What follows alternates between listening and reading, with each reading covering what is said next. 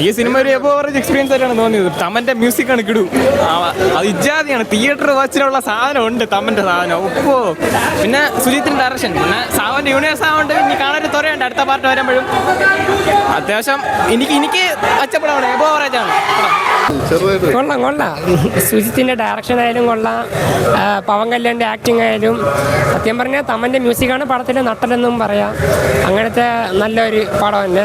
പവൻ കല്യാണിൻ്റെ ഒരു വലിയ കംബാക്ക് എന്നും പറയാം. 12 വർഷത്തിന് ശേഷം പവൻ കല്യാണിൻ്റെ ഒരു നല്ലൊരു ഹിറ്റ് ഈ പടത്തിലൂടെ കിട്ടുമെന്ന് പ്രതീക്ഷിക്കുന്നു. ഈ സിനിമയിൽ ട്രോൾ സീനുകളൊക്കെ വരുന്നു വിചാരിച്ചു, പക്ഷേ കണ്ടു കഴിഞ്ഞപ്പം അങ്ങനെ ഒരു സീനുപോലും അങ്ങനെ പ്രത്യേകിച്ച് ട്രോളായിട്ട് തോന്നിയിട്ടില്ല.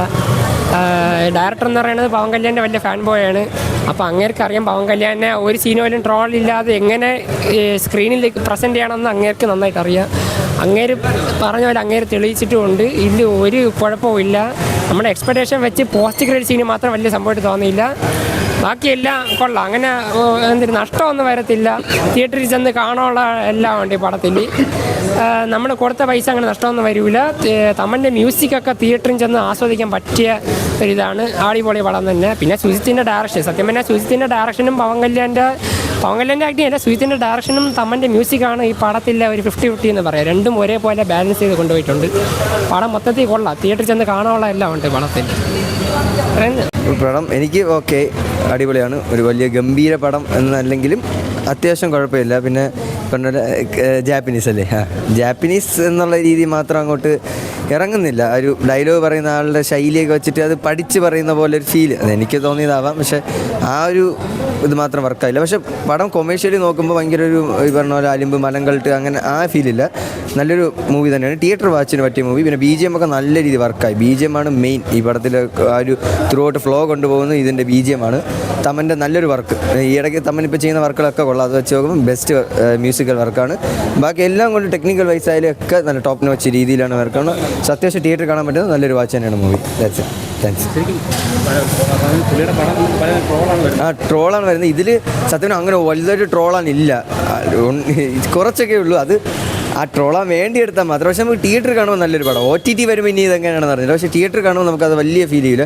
ഇനി ആ ഒരു ജാപ്പനീസൊക്കെ പറയുന്ന സമയത്തും ഒക്കെ ഉള്ള ഒരു ചെറിയൊരു പ്രശ്നം മാത്രം. പിന്നെ ഒരു ചെറിയ ഇടയ്ക്ക് സെക്കൻഡ് ഹാഫ് വരുമ്പോൾ ഒരു ഫ്ലോ കുറയുന്നുണ്ട്. അത് ഇമോഷണൽ വരുന്നതുകൊണ്ടാണ്, ഓവറായിട്ട് ഇമോഷണൽ കയറിയുണ്ട്.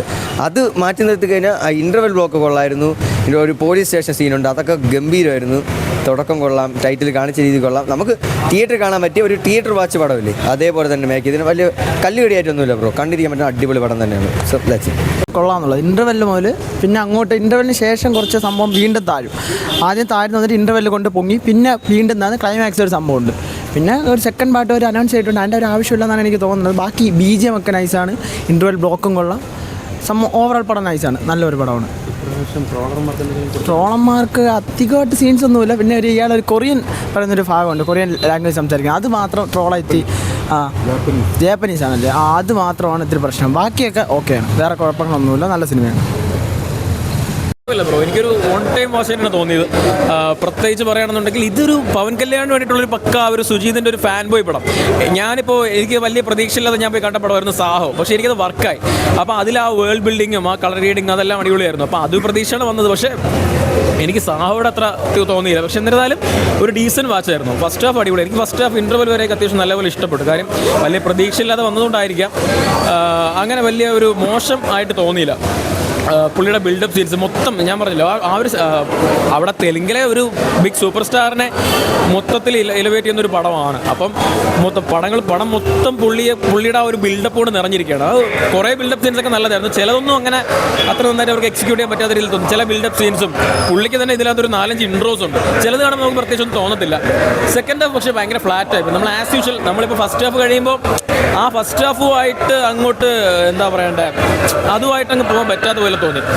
ആസ് യൂഷ്വൽ തെലുങ്ക് പടങ്ങളുടെ ഒരു ടെംപ്ലേറ്റും എങ്ങനെയെങ്കിലും അവർക്ക് സെക്കൻഡ് ഹാഫ് പറഞ്ഞ് തീർക്കണമല്ലോ എന്നുള്ള രീതിയിൽ പെട്ടെന്ന് തീർത്ത പോലെ തോന്നി. പിന്നെ കുറച്ച് ലാഗായിട്ട് ഫീൽ ചെയ്തു. കാര്യം ഫ്ലാഷ് ബാക്ക് പോർഷൻസും പിന്നെ അതേപോലെ നമ്മുടെ പ്രിയങ്ക മോഹൻ്റെ സീൻസും കാര്യങ്ങളൊക്കെ വന്നപ്പോൾ കുറച്ചങ്ങോട്ട് എഴച്ചിൽ പോലെ തോന്നി. എന്നാലും കുഴപ്പമില്ല, അവർക്ക് കുറച്ചും കൂടെ നന്നായിട്ട് അവർക്ക് തീർക്കാൻ പറ്റുമായിരുന്നു. കുറച്ച് ഡ്യൂറേഷൻ ഇത്ര വേണ്ടായിരുന്നു എന്ന് തോന്നി.